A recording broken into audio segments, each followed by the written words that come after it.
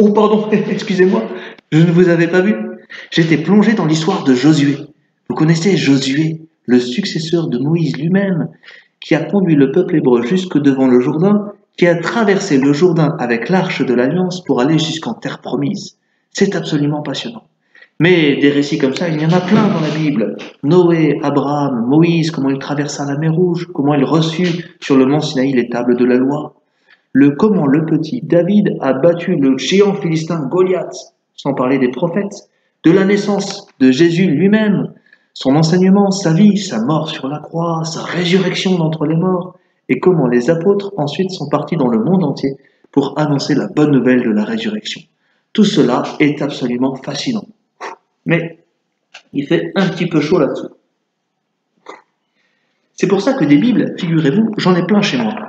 J'en ai des petites qu'on peut mettre dans la poche, j'en ai des moyennes, un peu plus grosses celle-ci, mais mon plus bel exemplaire, le voici. Incroyable, n'est-ce pas? Toutes ces histoires de la Bible, tous ces grands personnages bibliques nous montrent à quel point l'amour de Dieu a toujours été présent pour son peuple, donc pour nous. Et c'est ça notre joie, c'est ça notre espérance. Si l'homme de temps en temps a voulu se détourner de Dieu, lui, au contraire, a toujours voulu établir une alliance. C'est ce que nous montre le petit film qui vous est donné en complément et que je vous encourage à regarder, en même temps que d'ouvrir votre livre de catéchisme à partir de la page 22. Vous y découvrirez toutes ces choses-là de manière plus approfondie, avec le fameux texte à trous que vous pouvez également faire chez vous avec vos parents. Les plus zélés pourront faire les activités qui se trouvent à la page 118 et 119 selon les niveaux. Si vous faites ces activités, eh bien, vous pouvez également gagner des points bonus au questionnaire qui va suivre, ensuite animé par Hélène. Le 11 novembre, l'Église fête Saint-Martin. Vous connaissez ce soldat romain, encore catéchumène, qui, à la porte d'Amiens, voit un pauvre et décide de lui donner la moitié de son manteau. Soyons comme Saint Martin, des apôtres de la charité, c'est-à-dire des exemples vivants de l'amour de Dieu pour les autres. À bientôt. Bonjour, bienvenue. Pour continuer le petit topo de Don Antoine, je vous propose un petit défi. Quelques questions sur l'Ancien et le Nouveau Testament. Celui qui aura eu le plus de réponses aura une petite surprise à la fin. Question 1. Avec qui Dieu noua une relation particulière dans l'Ancien Testament? Genèse chapitre 12, versets 1 et 2. Question 2. Par qui Dieu donne à son peuple les 10 commandements dans le désert de Sinaï? Exode chapitre 20. Question 3. Quel est le nom du berger qui a triomphé du soldat Goliath? 1 Samuel chapitre 17, versets 48 à 53. Question 4. Qui est Jérémie? Jérémie, chapitre 1, versets 4 à 10. Question 5. Qu'annonce Jean-Baptiste dans le désert? Marc, chapitre 1, versets 1 à 8. Question 6. Comment s'appellent les parents de Jésus sur terre? Matthieu, chapitre 1, versets 18 à 20. Question 7. Que signifie le nom de Jésus? Matthieu, chapitre 1, verset 21. Et enfin, question 8. De quoi nous parle le Nouveau Testament? Voilà. Donc, je vous invite à participer à ce petit jeu et on reviendra vers vous pour avoir les réponses.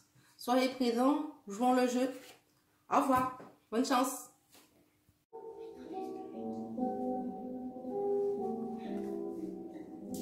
Nous prenons un petit temps de prière.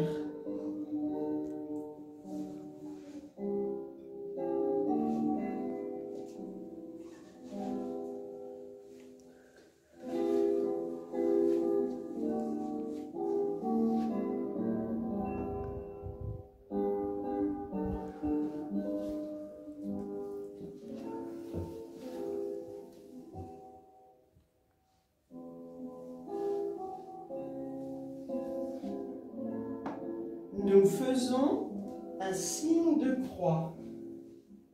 Au nom du Père, et du Fils, et du Saint-Esprit. Amen.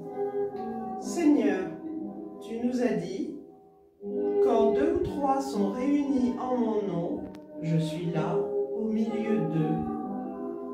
Nous pouvons prendre la prière à la page 25 du manuel de Cathée. Seigneur, j'ai confiance en toi. Seigneur, mon Dieu, tu es le Dieu unique et 3 fois saint. Tu m'appelles à te suivre, à quitter mon confort et mes petites habitudes pour avancer vers le bonheur, vers la joie de t'aimer et d'aimer les autres. Aide-moi, comme eux, à écouter et à croire en toi, en ta parole et à la mettre en pratique dans ma vie. Ma vie deviendra ainsi belle et bonne. Moi aussi, Seigneur, je veux te faire confiance, toi qui m'aimes d'un amour si grand. Nous pouvons prendre maintenant la grande prière des chrétiens, le Notre Père. Notre Père, qui es aux cieux, que ton nom soit sanctifié, que ton règne vienne, que ta volonté soit faite sur la terre comme au ciel. Donne-nous aujourd'hui notre pain de ce jour. Pardonne-nous nos offenses, comme nous pardonnons aussi à ceux qui nous ont offensés. Et ne nous laisse pas entrer en tentation,